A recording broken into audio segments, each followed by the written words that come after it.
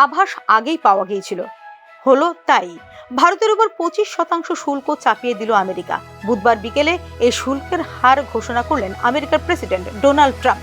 আগামী 1 আগস্ট থেকে এই শুল্ক কার্যকর হবে বলে জানিয়ে দিয়েছেন তিনি। কেন ভারতের উপর এই শুল্ক চাপানো হলো, নিজের সমাজ মাধ্যম পোস্টে সেই ব্যাখ্যাও দিয়েছেন ট্রাম্প।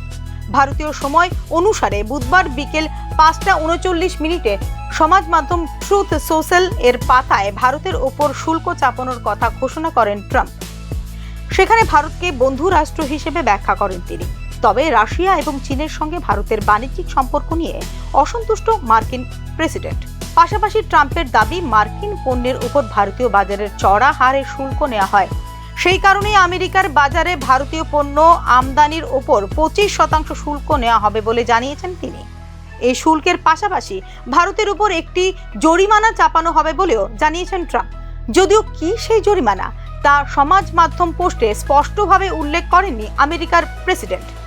ভারত আমাদের বন্ধু হলেও বছরের পর বছর ধরে তাদের সঙ্গে আমেরিকার ব্যবসা তুলনামূলকভাবে খুব কম হয়েছে, কারণ ওরা অনেক বেশি শুল্ক নেয়।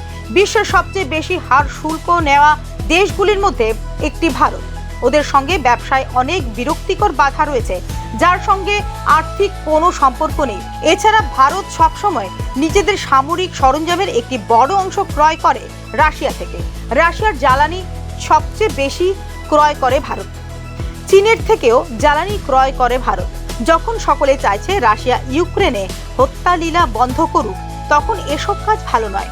তাই ভারত 25% শুল্ক দেবে এবং উল্লেখিত বিষয়গুলির জন্য একটি জরিমানাও নেওয়া হবে 1 আগস্ট থেকে বলে উল্লেখ করেন ডোনাল্ড ট্রাম্প। ঘটনাচক্রে সপ্তাহ 2 আগেই রাশিয়ার সঙ্গে বাণিজ্যিক সম্পর্ক রাখা দেশগুলিকে সতর্ক করে দিয়েছিলেন আমেরিকার প্রেসিডেন্ট। কিভের সঙ্গে যুদ্ধ থামানোর জন্য মস্কোকে 50 দিন সময় দিয়েছেন তিনি। এর মধ্যে রাশিয়া হামলা বন্ধ না করলে মস্কো বাণিজ্যিক বন্ধুদের ওপর 100% শুল্ক চাপানোর হুঁশিয়ারি দেন তিনি। যুদ্ধ থামানোর জন্য 10 থেকে 12 দিন সময় দিচ্ছেন রুশ প্রেসিডেন্ট ভ্লাদিমির পুতিনকে বলে জানিয়েছেন মার্কিন রাষ্ট্রপতি Donald Trump. Bureau report, news now.